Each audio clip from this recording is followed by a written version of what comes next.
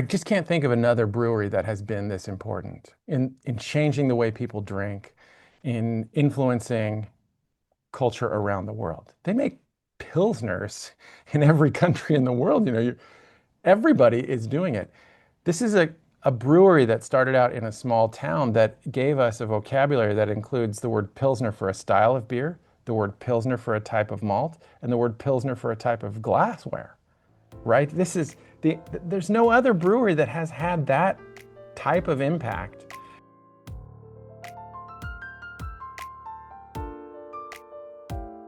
That's journalist Evan Rail, who has lived in Prague for over 2 decades, where he has written more extensively about Czech beer than any English language writer. He is, of course, speaking about Pilsner Urquell, the original Pilsner founded back in Bohemia in 1842 and the subject of today's episode of One Iconic Beer. Rail isn't exaggerating about the brewery's influence either. It's hard to argue that any other brewery or beer has had a greater impact on brewing than Pilsner Urquell. Today we're going to hear the story of this titanic beer from Rail, who will give us the history, both familiar and unexpected. And we'll also hear from Kamil Ruzek, who has spent the past 24 years at the brewery. Ruzek grew up just 20 miles from Pilsen, attended the brewing program at the University of Technology in Prague, and currently serves as trade brewmaster for export markets. He's going to take us into the brewery and show us how things work. This podcast is hosted by All About Beer and myself, Jeff Allworth. I'm a writer and the author of books like The Beer Bible and The Secrets of Master Brewers. All About Beer magazine was founded nearly 50 years ago and is the most comprehensive source for beer information on the internet. Go to allaboutbeer.com to find more podcasts, beer news, and a trove of insight and opinion. But first, a word from the important partners who make this podcast possible. This episode of the One Iconic Beer podcast is supported by BSG, trusted supplier to brewers, distillers, and beverage makers across North America. From the barley field to your brew house, we're proud to support the people behind great beer with the ingredients, expertise, and service they depend on. Whether you're brewing the next great American double IPA or crafting an award-winning continental lager, BSG provides the industry's finest quality, selection, and support. Behind every great or even iconic pint, there is a partner who knows what it takes to make it happen. BSG is proud to keep the beer flowing with you. Tired of inconsistent fermentations and off flavors in your beer? It's time to strike back with Yeast Lightning Nutrient from Escarpment Labs. Unlike generic nutrients, Yeast Lightning is a balanced blend containing bioavailable zinc, magnesium, and B vitamins designed specifically for beer yeast. It's been proven to shorten fermentation times and improve final beer flavor. Plus, it helps you get more generations out of your yeast, saving you money on every batch. Whether it's a dry hopped IPA or a crisp lager, give your yeast the fuel that they actually need. Order your first pack today by emailing sales@escarpmentlabs.com. Mention the All About Beer podcast to get free shipping on your first order. The story of Pilsner Urquell usually begins in the late 1830s in the town of Pilsen, which is located west of Prague and about 50 miles from the Bavarian border. The birth of Pilsner is sometimes presented as an almost immaculate event, but Evan Rail takes us further back in history to give us a better sense of what was going on. In the 18th century, Czechia made ales, and particularly wheat ales. Oh, well, lots of neat stuff was happening because you've got one of the world's first brewing textbooks getting published here in 1794.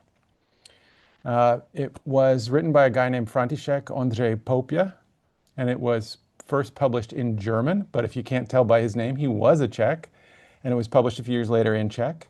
And Popia kind of set out the rules for how brewing should be done, for what beer is supposed to be. He had a really famous aphorism that, if I remember correctly, wheat is for cakes, oats are for my horses, but only barley is proper for beer. That gives you a cue, though, right? Or maybe I should say a clue as to what was going on, because they were clearly brewing from different grains. They had to be for a guy to come out and say, no, we're not doing that anymore. It needs to be just barley.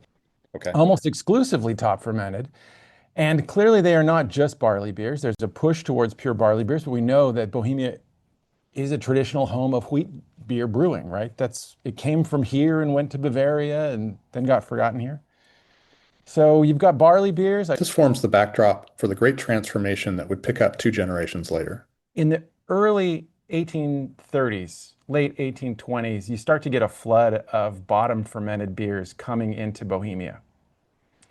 And they're not just coming into Bohemia from Bavaria, where bottom fermenting beer has become popular, but they're starting to be produced in Bohemia as well. Breweries are converting over to bottom fermentation. And these beers are popular, and it's clear that they were popular in the town of Pilsen. Now, the town of Pilsen was like a lot of towns. They had brewing rights that were conferred on certain citizens. They were the citizens who owned houses, were called prawowarecznicy. They're brewing rights citizens. And this is a type of, we call them burghers, with an H, not a hamburger, but a burgher. The burghers are citizens with extra rights. So citizens, this is the 19th century. Women can't vote.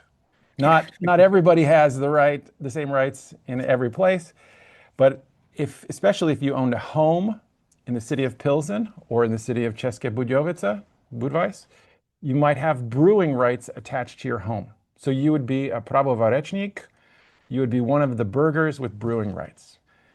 And those people citizens with brewing rights, or the burghers with brewing rights, had a town brewery in Pilsen, but it was set up for top fermentation.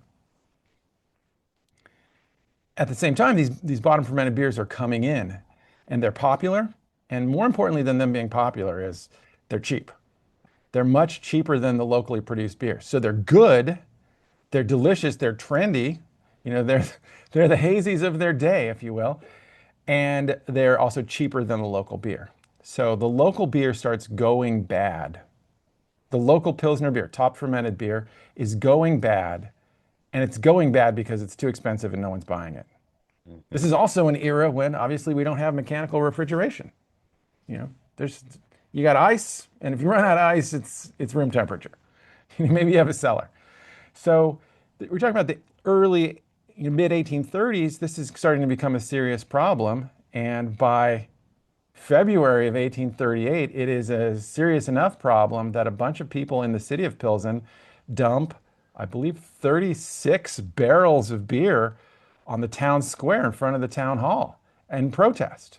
This is sort of like the Boston Tea Party. They're not dumping stuff into a harbor, they're dumping it on the square. And what they are dumping is the town's beer, which has gone bad. And they're saying, enough of this. Because these are people who sell the beer, who transport the beer, who drink the beer, and they're fed up. So in protest in February of 1838, they dumped this beer on the town square. And by January of 1839, a group of leading citizens write a letter saying, we should have a new brewery. If you've heard this story before, you know that those leading citizens were called burghers. Rail continues with the story. How did they come to make a brewery? Well, leading citizens, and I'm talking about people who own factories and who are the regional doctor for all of this is the Austro-Hungarian Empire. So Emil Skoda, the guy who later founded Skoda Works, or his sons founded Skoda Works, his family dynasty. Emil Skoda was one of the signatories of this letter, and other leading figures like the town mayor were involved, and they said we should have a brewery in 1839. And it took them about 3 years to get started, to make that decision, to get started building it. But they hired the town architect, who's a guy named Martin Stelzer. He designed the synagogue, the theater, a bunch of things in town. Sometimes people talk about Martin Stelzer and they call him a brewer, but he was the town architect. He traveled around Bavaria and looked at breweries. There's some rumors that he went to England or something like that, but I don't think that's possible, and it's certainly not written down. And the historical record is that he traveled around the region looking at breweries in Bohemia and Bavaria, seeing how they're supposed to be set up, and he came back with some plans and proposed to start a brewery, and they built the brewery. I mentioned Popia, the guy who wrote the brewing textbook in 1794. In that book, there are tons of architectural plans for breweries showing how a brewery is supposed to be laid out. This is really good public knowledge that people are writing down, like, this is how you lay out a brewery, this is where you keep the ice, and this is where you keep the beer, and this keeps the beer cold in this way, and that kind of thing. So Stelzer, the town architect, set up the plans for the brewery. And there was a weird little twist that worked out well. He had a kiln, a malt kiln, set up in the English manner. That's all we know. What it meant is it used indirect heat to dry the malt or kiln the malt. And that indirect heat led to really pale malt, which we now know as Pilsner malt, and it resulted in a really pale beer. Why did he choose to make a malt kiln in the quote unquote English manner? I don't know. Where did he get that idea? I don't know. This detail is one of the great mysteries in brewing history. In preceding centuries, Bavarians developed and perfected lager beer, but they made Dunkellager, dark lager. It is such an interesting twist that this town with no lager brewing tradition would make a Bavarian-style brewery, but add a cutting-edge malt house. But that's what the Burgers did. Now, we do know that, Saddlemeyer and those Munich brewers and Austrian brewers traveled to England earlier in the 1820s or whatever. So we know that there's a lot of knowledge exchange going on around the world of brewing in this era. It's not like it's just isolated, only these people know how to brew. People are learning to publish. We've got printing presses. They can read in multiple languages. They travel. So there would have been knowledge probably about this indirect heat pale kilning method. I don't know, something like that. But I don't know exactly which brewery, where they took the inspiration. It just ended up that they made it this way. They created this brewery that had this pale malt. The idea is that Pilsner Urquell, the beer that came out of that brewery, that we now call Pilsner Urquell, was the first golden, clear, pale lager. And I believe that story. But I do know that there is arguable evidence that there were golden pale lagers being produced somewhere in Germany, Bavaria, around the same time and possibly earlier. Actually, their newspaper mentions of golden bottom fermented beer. So it's a little bit more than allegorical. It seems like there might have been some kind of movement in this direction. And maybe Pilsner Urquell wasn't the first. It was certainly the first to explode, to blow up, to create this style, to be the thing that people saw and recognized as new. It was the first one to make this thing happen. So there are these little accounts that maybe some small brewery in a small village in Bavaria might have been doing something similar, and you can look them up. They do exist. But Pilsner Urquell exploded because it was the right beer at the right time in the right place with a lot of coincidental factors that helped its popularity. While we're talking about malt, let's bring Kamil Rózek into the conversation. In the 1840s, it was very common for breweries to have their own malt houses inside Bohemia and elsewhere. Malting barley is an entirely separate process from making beer, though, and it turns out that malt houses have a tendency to catch on fire. Over the next 150 years, most breweries got rid of their maltings, but not Pilsner Urquell. We categorize our brewery as like one of the largest breweries in Czech Republic, and it's not very obvious that big breweries, they still keep the own malt houses, because most of them, they normally purchase it from some commercial malt houses owned by different companies. So the Pilsen here, we are quite big exception, because we still keep our malting process here. So what we do, we just purchase the barley from contracted farmers, mainly from the Moravian region. So it's like the eastern part of Czech Republic, and we run the malting process ourselves. That usually takes around 6 to 7 days. We have obviously the varieties of barley that we want to use, and we pay for that to the farmers based on the quality, based on the content of extract that should be ideally above 80%. Obviously, the proteins are very important. That should be around 11%, something like that, because they are important then for the foam creation. Lagers are served with foam, so the foam stability and everything around foam is a big thing in Czech. And the capacity of the malt house here is around 90,000 tons, so it's not the small one. It's pretty, it's pretty big one, and it covers all the needs from the brewery here. Plus, we sent the malt also to other breweries within the company. We are owned by the Asahi, by the Japanese big brewer. So we have two more breweries here in Czech Republic. So we help with the supply of malt to the others. What we produce is only pale malt, so we don't do any dark malt. We don't have a technology for that. We don't have technical equipment for that. So the only pale malt is produced here. Malt is an incredibly important part of the Czech approach to beer, so it makes sense that the original Pilsner brewery still has a malt house. Well, malt is important just for the historic role of what a brewer is. I've explained this before, but the Czech word for brewer is not Brauer or whatever it is in Germanic and whatever languages. It's Sladek. It is, and Sladek comes from the word slad. It's malt. It is the guy who makes the malt. So they took the term for the guy who makes the malt, and now that's the guy who makes the beer. But that's what it was. The guy who made the beer made the malt. Josef Groll arrived in the spring of 1842, but he didn't brew until October 5th because he needed to make malt. So he got the spring barley in, and he spent the first 4 months or 5 months here just making malt. And we know that this is an important part of the culture and the sense of what beer is. It's directly related in the etymology of the word for a brewer is malt. Things have changed, of course, but malt is still central to the philosophy at Pilsner Urquell. Usually the setup is that there is a head of the malt house and there is one technologist that's basically in charge of the quality of the process and that make sure that everything works according to the standards.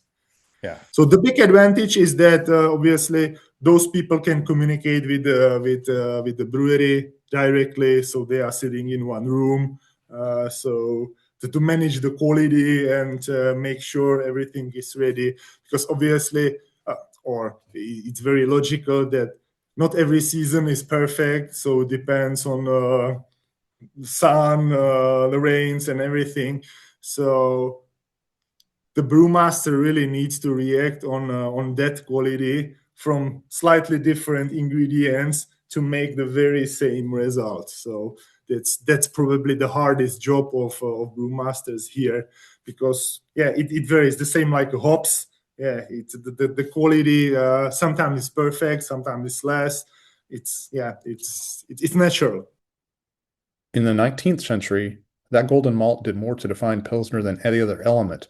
But in the 21st century, hops do. So literally, Pilsner Urquell means 100% Sáz hop. Again, Sáz is a German word. In Czech, we call it žatec, even more horrible word than my surname. And why we use that? First, it's a historical reason, because the first brewmaster that came to Pilsen and started to brew the Pilsner Urquell, he was a German guy, and he tried to use the local ingredients. And the Sáz city, or the Sáz region, let's say, it's 1.5 hour drive from Pilsen. So it's really not far away. It's like less than 100 kilometers from here. But why the Sáz hop is so great, or why it's so expensive especially, it's because of the aroma. So it has very, very special, very specific aroma. It's not bitter much. So if it goes to alpha acids, it's like 4 to 5, more or less, not more. But from the aroma point of view, it's really, really, really rich. A lot of Asian brewers, especially Chinese, Japanese, they only buy the Sáz hops. So more than half of the harvest every year goes to Asia, and they are really willing to pay for that, especially for the very, very high aroma. Close to Pilsen, there is another, just for your information, there is another hops area. It's very close to the Czech-German border. It's called Hallertau, and they produce higher alpha acids, but lower aroma hops. So the Sáz hop is really, really special. If you go to that region, the soil everywhere is very, very red. So again, it's coming back to the iron content. So it's a lot of iron.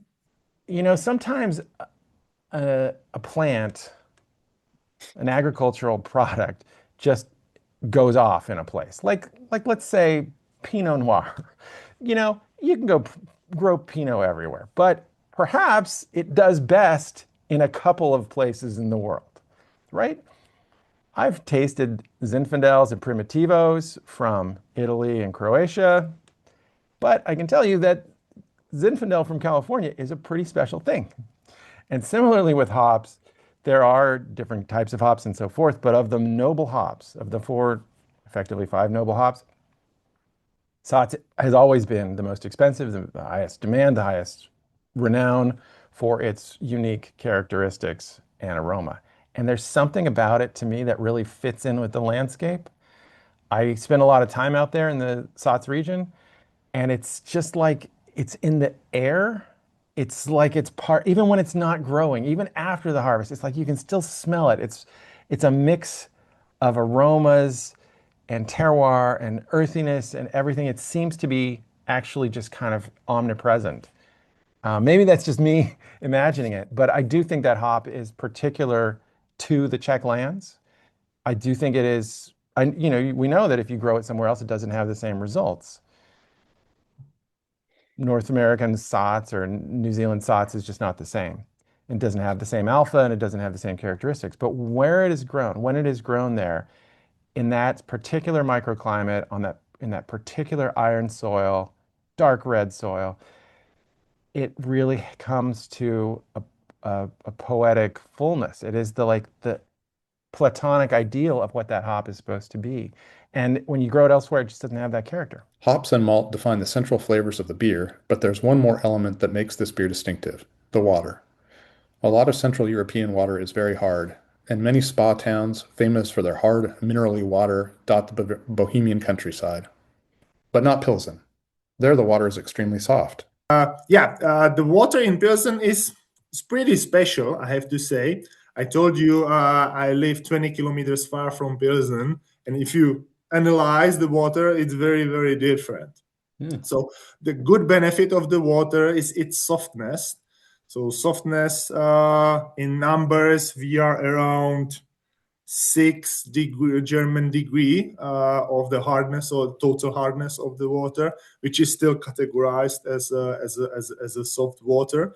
And basically, nowadays we are using the water that is around 70 years old, because the rainwater has been filtered through all the soil and rocks, and underneath the Pilsen there is like a reservoir of the water. We have around 100 meters deep wells where we suck the water from the reservoir and use it for production. So the natural softness is really, really helpful for us. It's good for the smooth taste. It's also good for the fermentation for the yeast. They don't like hard water, a lot of ions in the water. So that's very beneficial for it.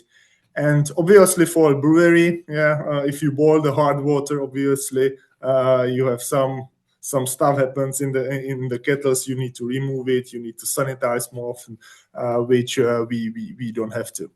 On the other hand, we still have a lot of iron in it, a lot of manganese, which is very natural problem here in the western part of Bohemia. But obviously, we reduce that amount by the reverse osmosis. So that's around the water. The source of the water for the brewery is roughly 1 kilometer far from the brewery. It really depends on the soil, on the composition of the soil, what happened many probably million years ago. And I personally have a weekend house. It's kind of like a triangle where I live, Pilsen and other side, and the content of iron there is like 50 times more than the legal limit is. I mean, naturally. So we need to reduce it much more. In Pilsen, obviously, it's not so huge amount of that. But what I want to say is that it's pretty normal that the quality of water really differs. At this point in our story, we have this special location with amazing water, and a state-of-the-art malt house and these wonderful local hops. Now all we need is a brewer. Evan Rail describes who the burgers brought to town. No, they hired a guy from Wilshofen in Germany, in Bavaria, a guy named Josef Groll. I think it's kind of a famous story. Um, how much credit does Groll deserve for the beer? I'm not 100% convinced it was his genius. The brewery was set up without his input. And they said, here's the brewery, you do this thing. It appears that the golden color was an accident, not a planned result of using indirect heat in the malt kiln. Regardless, if Josef Groll was the man or not, they got rid of him in 3 years. So he was only there for 3 years. And he wasn't, he reapplied for his job, if I remember correctly, but he wasn't hired. They instead hired a new guy to do it. And that guy did a great job. And then they hired another brewer. And in fact, the first 5 brewers, if I'm not mistaken, until the year 1900, they were all Bavarians. This is like if you have a Thai restaurant and you say, our chef is from Bangkok, right? So he really knows what he's doing. Never mind if in Bangkok he was an auto mechanic. He's from the place, right? And they wanted to make bottom fermented beer, which was then known as Bavarian beer. And they needed a Bavarian brewer to do it. Even if he didn't have any input on the design of the brewery, even if he was just brought in after the fact and fired 3 years later and replaced with another cheap, cheap Bavarian, they wanted a Bavarian for bragging rights, effectively, for marketing. We've heard about some of the history and agriculture that made Pilsner Urquell an iconic beer, and in a moment, we'll hear about what came next. But first, here's a message from our partners who support this podcast. This episode of the One Iconic Beer podcast is supported by RAR-BSG, trusted supplier to brewers, distillers, and beverage makers across North America. From the barley field to your brew house, we're proud to support the people behind great beer with the ingredients, expertise, and service they depend on. Whether you're brewing the next great American double IPA or crafting an award-winning continental lager, RAR-BSG provides the industry's finest quality, selection, and support. Behind every great, or even iconic, pint, there is a partner who knows what it takes to make it happen. RAR-BSG is proud to keep the beer flowing with you. Tired of inconsistent fermentations and off flavors in your beer? It's time to strike back with Yeast Lightning Nutrient from Escarpment Labs. Unlike generic nutrients, Yeast Lightning is a balanced blend containing bioavailable zinc, magnesium, and B vitamins designed specifically for beer yeast. It's been proven to shorten fermentation times and improve final beer flavor. Plus, it helps you get more generations out of your yeast, saving you money on every batch. Whether it's a dry hopped IPA or a crisp lager, give your yeast the fuel that they actually need. Order your first pack today by emailing sales@escarpmentlabs.com. Mention the All About Beer podcast to get free shipping on your first order. It seemed unlikely that this new brewery making a borrowed style of beer in a small town was going to spark an international frenzy. How did that happen? Evan Rail explains. It was a small town. It had, on the scale of 10,000 citizens at the time, 10,000 inhabitants, some of whom were not citizens. But it was a moderately important town because it had a barracks.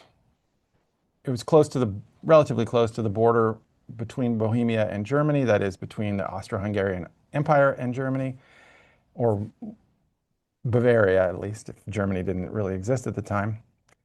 It was an important town, but there were some factors that led to the growth of this beer that you can understand really quickly how this added up. The brewery was built in 1842, and the first beers came out in 1842. 10 years later, 15 years later, everything starts getting connected by railways. So a remote town or a small town somewhere in Bohemia is suddenly sending beer to Vienna. 14 years later, that Pilsner beer is being sold in Vienna all the time, the capital of an empire. And not long after, it's being sent to Paris and Brussels as well. So the railway was a big reason why that brewery was able to explode out of its little regional setting. The other factor that's important to remember, and I thought this was fake, there were a lot of stories that said that Pilsner Urquell or Pilsner beers became popular because of glassware.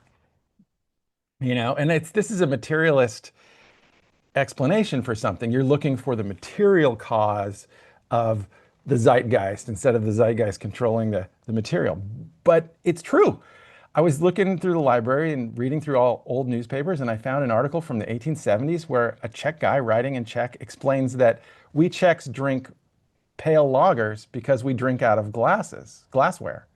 And the Germans are still on those dark lagers because they drink out of a Steinkrug. They drink out of ceramic vessels and they can't see their beer. But we can see our beer, and that's why we prefer the golden beer. So it hasn't been retconned. This is what people were saying at the time in the 19th century of why this beer was popular. It was because affordable industrial glassware became widespread at that time, and people could see their beautiful beer, and it was neat that it was golden colored and that it was clear. Lager beer, and especially Pilsner beer, was the main beneficiary of major scientific discoveries in biochemistry, refrigeration, and railroads. Within a century, it would effectively conquer the world. Yet the 150 years that followed Pilsner's release were not excellent times for the Czech lands. Those two would play a big role in shaping or preserving the original Pilsner. You're talking about a large European empire, Austro-Hungarian Empire, run by the Habsburgs for hundreds of years, breaking up, going away. So between 1842, when the Pilsner Urquell is founded, you don't even get 80 years, right? You get almost 80 years or something, and then that entire empire is gone. In the middle of that, there are all kinds of wars. We don't even need to mention the Prussians coming through and everything else. But the most important thing to remember in the 19th century for the Czech lands is the so-called awakening of Czech national identity. They recognize that they have their own language, that they are their own people. They even have their own religious faith. They're not Catholics by nature. They're evangelicals, or arguably, you could say that at least. And they start to identify more and more as Czechs. Sometimes they call themselves Bohemians. They talk about the Bohemian language, same difference. But they go from being a very comfortable, multicultural, multilingual society where people speak both languages and it's fine, to starting to become much more stridently nationalistic. There are accounts in the 1890s. You can read them in the New York Times. They had a reporter who filed copy of old men being beaten up on the streets in Prague by little groups of Czech ruffians who said, speak Czech. And if he couldn't speak Czech, they had you get a gang of 10-year-olds with axe handles, watch out. There were effectively things like race riots going on, and there was a long, steady movement towards Czech national identity and sovereignty, self-direction, so that people really wanted to have their own country and be independent of this empire that spread across Europe. As for the rest of it, you get World War I when the Czechs are conscripted to fight for the Austrian forces. They get a wonderful 20-year period between 1918 and 1938 called the First Republic of Czechoslovakia, when it is finally an independent country and one of the most productive and wealthiest and admired small countries in Europe, with some of the first achievements in 20th century technology, things like second national radio station and the second airline in Europe, and lots of inventions in technology and so forth. And then that's cut short by World War II, by the invasion before World War II of Czechoslovakia in 1939. Then World War II. Then after World War II ends, you get the communist era. So really, it's been a pretty tough 180 years or so or more for that brewery and its surroundings. And during that time, interestingly enough, Pilsner Urquell often passed itself off as either Czech or German or both, depending on who they wanted to please. The Nazis thought it was a Jewish-owned business. They were frequently identified as a German-owned business, but it was always majority Czech-owned. The founders were all majority Czech, much predominantly Czech group, but a bilingual group of both Czechs and Germans, about something like 80-20 split or so. All that political turmoil had an interesting effect on Czech breweries. It froze their development. In neighboring Bavaria, beer did evolve and change quite a bit at the end of World War II. In Czechoslovakia and later the Czech Republic, things proceeded differently. Well, yeah, at the end of the communist era, all of these breweries in the Czech lands were effectively functioning museums. The communists were terrible in lots of ways, inarguably bad at everything and criminal.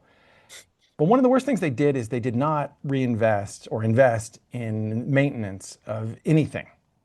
So buildings were falling apart, and I mean in general, across Czechoslovakia in 1989 and the Czech Republic after that. Buildings were falling apart. There was no investment. Everything was just kind of falling down, ramshackle.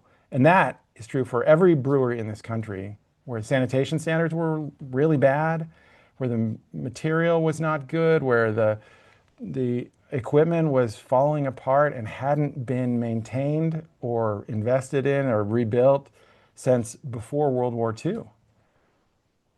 At that time, Pilsner Urquell was still doing its traditional fermentation methods, using the old system.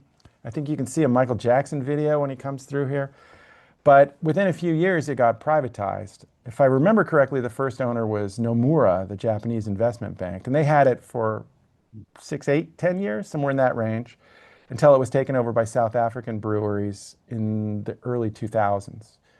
And then that brewery then had to eventually got rid of it. And now it's owned by Asahi because Anheuser-Busch InBev took over SAB Miller's brewing. And in order to do that, they had to get rid of a bunch of breweries to meet the monopoly requirements here in Europe. They weren't allowed to own all of these breweries. So at this point, it's owned by Asahi. So another Asian owner, another Japanese owner, which kind of returns it to its status before when it was owned by Nomura. It's also switched its method of production. I think it's kind of famous because people go on that tour there and they get to see the old method of fermenting in an open wooden barrel, right? And you get to taste the beer from an open fermenter, actually a pitch-lined wooden fermenter. And that was the method that the brewery used. It had actually started to modernize a little bit in the 70s, 80s, but it hadn't made that complete switch over until after or around the Velvet Revolution. And nowadays it maintains that parallel process of this historic way of producing the beer and then the modern version with, CCTs and everything as a means of comparing the two styles. It maintains the parallel process to show that the modern beer tastes like the original version.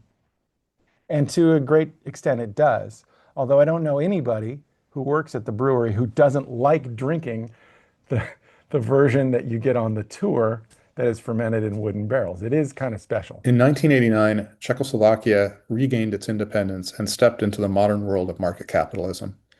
In order to compete in a new world, brewing would have to evolve. It did, but not perhaps as much as we would have expected. Czechia held on to many of her traditional ways. Hopefully no financial person is just listening to us because when we talk about the triple decoction that we use for Pilsner Urquell, so for us, for the brewers, for consumers, it's really, it's added value. First thing is that we want to really replicate the process that the first brewmaster brought from Bavaria, and we want to continue doing the same thing. Obviously, on the other hand, cost, time, energy, everything, that goes against that idea. Decoction mashing is one of those old innovations that allowed Bavarian brewmasters of Joseph Groll's age to make consistent beer. Except in Franconia and pockets of Bavaria, German breweries abandoned it long ago. In order to be listed as official Czech beer, České pivo, however, decoction mashing is mandated by Czech law. Růžek continues. So we still keep the triple decoction process as I think one of the last beers here in Czech Republic produced in like a larger scale. And what we do, standard, we do the meshing at around 25, 30 degrees, and then we move to decoction process. The kettles, they have copper bottoms, and what we do, we still have the open flame heating of those kettles. Now powered by gas. It used to be powered by coal, obviously, but nowadays we do it with gas. But we still continue the same process as we did many years ago.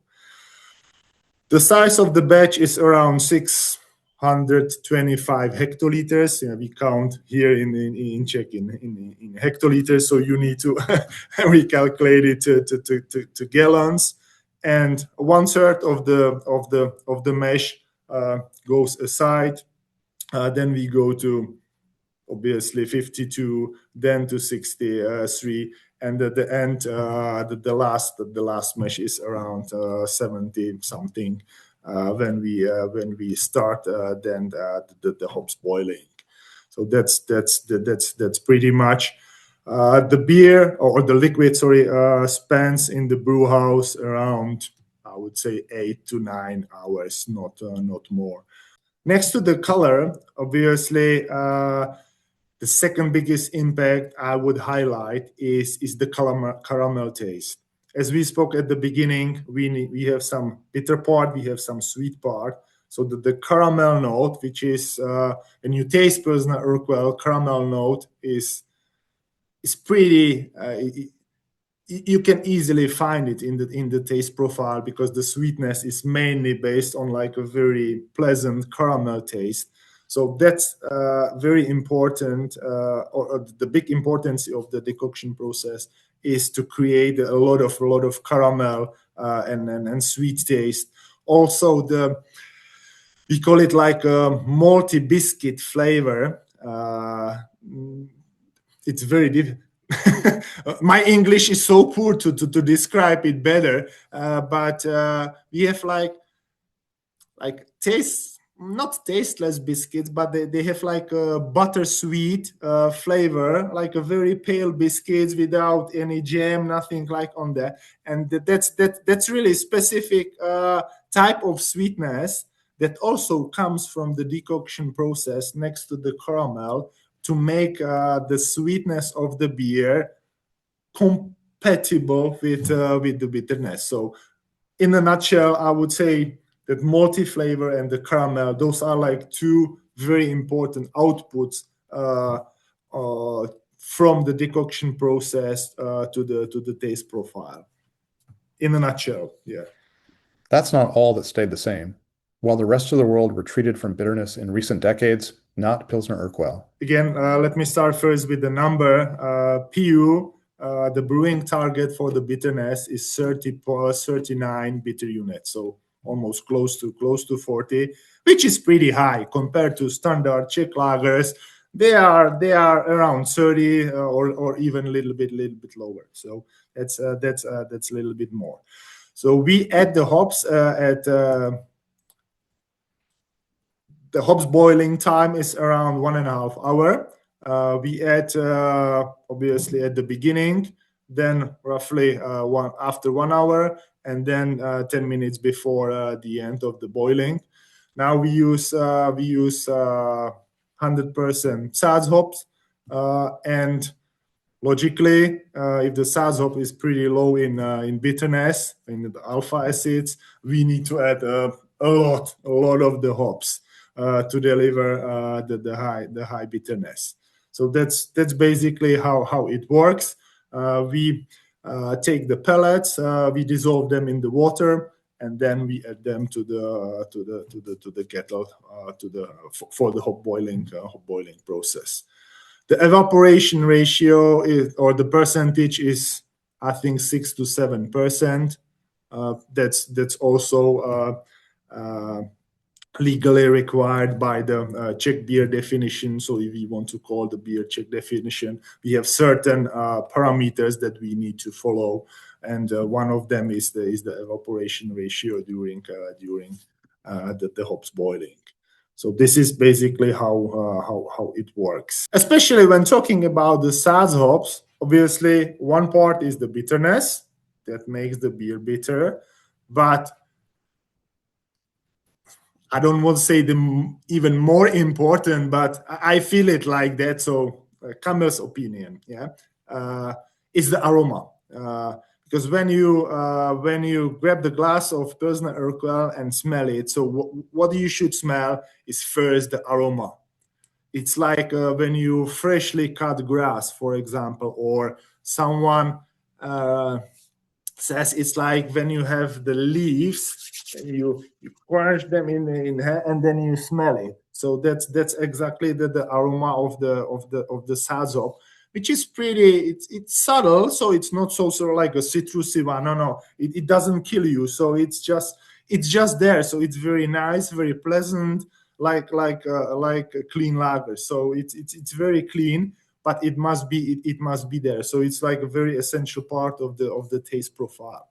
So that's why also we added the last batch of the Saz hop just a couple of minutes before the end of the hop boiling to really deliver that fresh aroma. On the other hand, from the flavor stability, this is something that is very, very sensitive, and it can very easily change. So if I drink the beer right now here in Pilsen and send the same beer to you, you will taste very different. Unfortunately, very different style of the beer, because first thing or first aroma that's gonna change is the bitterness and the hop oil flavor. Unfortunately, yeah. So you can hardly enjoy it in Europe. I've been to US once, and I have to say that the taste of the beer, the taste profile was different, and mainly caused by the transportation and all those things around. So Finally, there's one other anachronism you might find in Czech beer, and it is certainly characteristic of Pilsner Urquell, a particular chemical compound called diacetyl. It's a product of fermentation, and much of the rest of the world scrubbed it from their lagers, not the Czechs. This raises a delicate question. In the past 10 years or so, Czech lagers have become quite popular in the US, but the question of diacetyl remains highly controversial. I gingerly broached the subject with our guests. Well, diacetyl is a chemical compound that has recognizable notes of butterscotch and slipperiness, buttery flavors and sensations, and it actually seems really filling. I do think a number of people mistake kettle caramelization with diacetyl. And one of the aspects of Czech brewing that is unique is that the bottom of the kettle is at a super high temperature. Direct fired or with steam, whichever method you're going for, those Czech kettles fire hot. And there is a lot of caramelization going on. At the same time, there is this tendency towards diacetyl, which is not viewed as a fault in Czech brewing. Not purely as a fault. Not a little bit of it is fine, up to a certain level. It's around 200 parts per billion or million, I can't remember. But it's a noticeable amount. You and I can taste it around 75, 85, and super tasters can taste it down to 15 parts per billion. But it is not necessarily present in every beer. There are sometimes when you're getting beers one after another, and there is no diacetyl there at all. And yet, sometimes there is diacetyl, and I would say also sometimes there is too much for me. There is too much for a Czech brewer. There's sometimes a Czech brewer will go, this is over the limit. But when you're within those parameters, the amount of diacetyl that is welcome in a Czech beer contributes to a sense of fullness and heft and caloric goodness. You're getting a sense of like, I'm getting something good. It's not a Helles, man. It is a different style of beer. And if it's within those parameters where it has that kind of caramel note, it's not too strong or too stark, it's okay and in bounds. You don't kick a beer off the table at a judging event in South Bohemia for having a recognizable but limited amount of diacetyl. In the brewers community, the diacetyl is something which is really known thing, and it's very typical for Pilsner style of the beer. It must be there because of the higher bitterness, and as I said, the taste impact is somehow sweety. So to round it, make it nice, it's perfect. If you talk to regular consumers, 99.9999% have no clue what diacetyl is. Even my wife has no idea, and we've been married for many years. So I think there is no big discussion about that. There is a big discussion what good beer means, obviously, because everyone feels it differently, so it's a very subjective thing. So it's not literally about the diacetyl. It's more about the foam, the quality of the foam, size of the foam. If the taste of the beer is the same as it was 20 years ago or 30 years ago, that's that this is more urgent, or those are more urgent topics. That Yeah, way. I think we are around around 90, something like the 90, 100, something like that. Not more, not more, not more. Right. But compared to Miller, for example, it was like 7 or something like that, less than 10. So it's 15 times more than probably standard in the US. Yeah. On this podcast, we've discussed how iconic beers arise from a convergence of factors. One of them is the local drinking culture. With just one or two other examples, no beer on earth is more entwined with local culture than pale lagers are with the daily life of Czechs.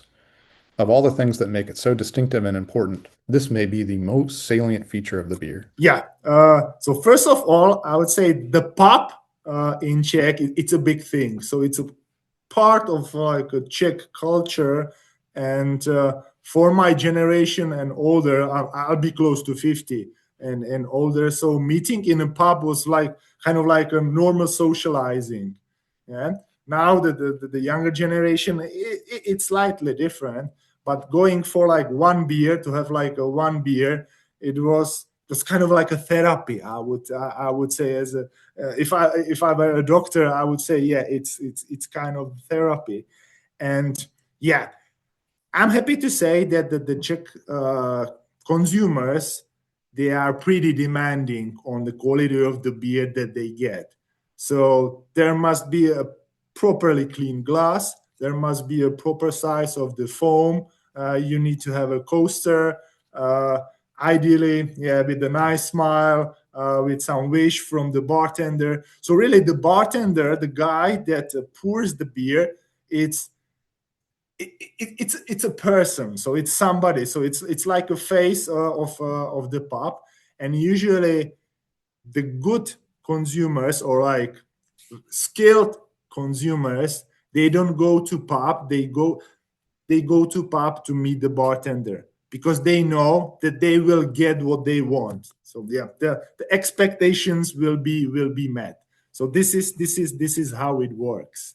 The other important part to remember is that this is a beer and a brewery that is from a town, and it's a very specific idea that this has a sense of place. Whereas a lot of other beer brands are people's names, this was a brewery that was founded by 250 people, a community.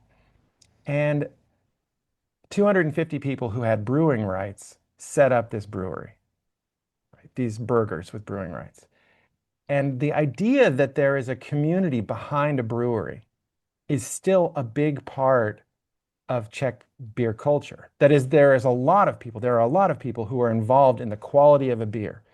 And it's not just some gigantic rock star brewmaster who, has professional photos taken of him, but it's also the guy who taps the beer. It's also the guy who delivers the beer. It's the guy who works in the cellar. It's the guy who works at the brewery washing kegs.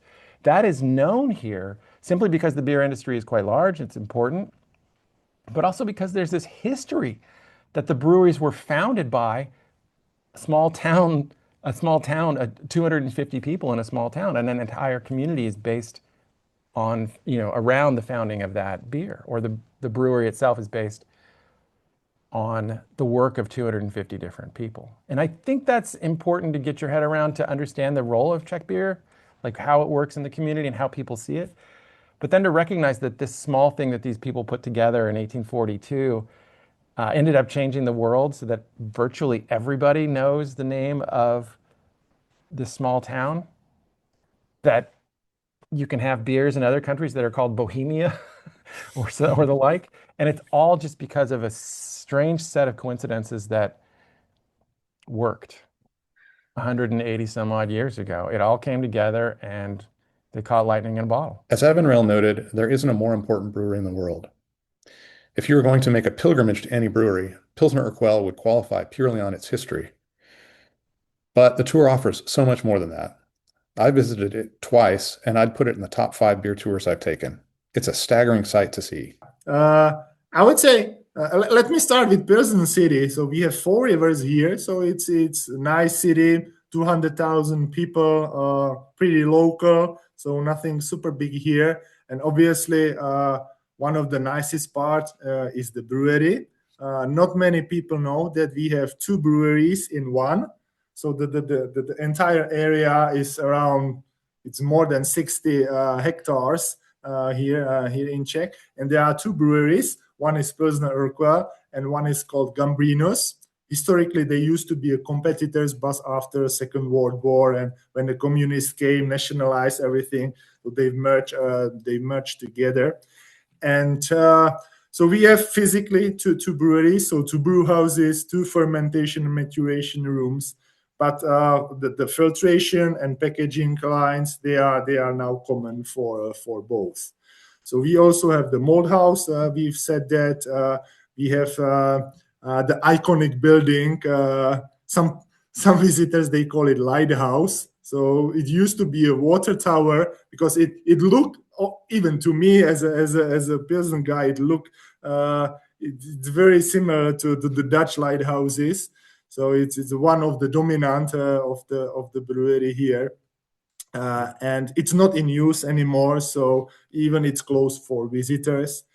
And what I would mention as well, we have a nice workshop for coopers, so the wooden barrel makers, that is very, very unique here in Europe. So we still keep the group of 7, 8, something like that, guys that are making, they are keeping the tradition of production of wooden barrels. Both for transport and for fermentation and lagering.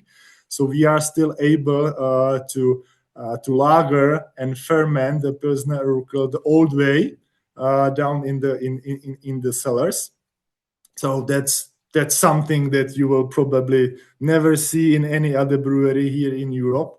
And when talking about the cellars, in the peak time, we used to have around 9 kilometers of cellars. So that was another city under the brewery, like 20 meters down to the earth. And also the Gambrinus brewery, the second one, it also had around 4 to 5 kilometers. So pretty nice walk, I have to say. Nowadays, just very, very small part is kept maintained. A lot of others already collapsed, or we had to build the big filling lines or warehouses. So from the stability point of view, we need to fill them up to keep the static requirements for another buildings. But that's the underground is something like everyone says, wow, and even if you want me to invite the listeners, this is like point number 1 to see. The temperature is very constant there, around 5-6 degrees, no matter if it's summer or winter.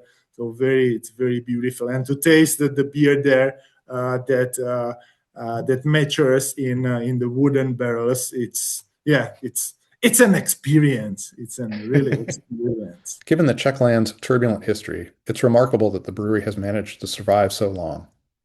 Pilsner Urquell is something of a unicorn in the brewing world too. It is at once a mass market brewery, a foreign-owned brewery, a traditional brewery upholding nearly 200 years of tradition, and a very tangible element of Czech culture. Those contradictions resolve somewhat when you settle down for a frothy half-liter of Pilsner in a Czech pub. As important as Pilsner Urquell is to the world, it's even more important to the Czechs. We'll give Růžek the final word going out. I can speak from like a personal experience, because when you say Pilsner Urquell here, or Prazdroj as we call it, Prazdroj in Czech, I think first word that comes to the people's mind is quality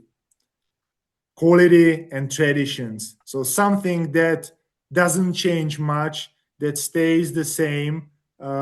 They can taste it the same basically everywhere. So the sign of the quality is probably like first thing that comes to my mind when you say Pilsner Urquell.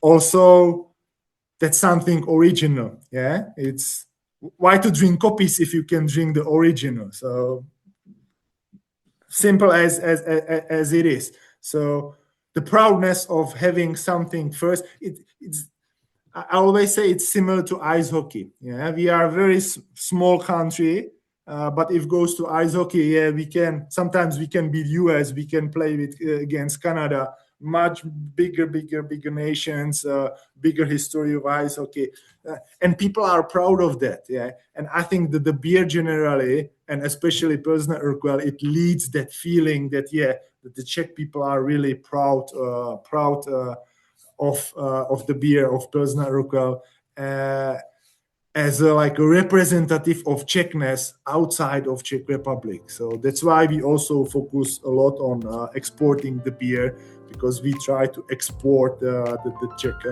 culture. My thanks to Kamil Růžek and Evan Rail for joining us to tell this story.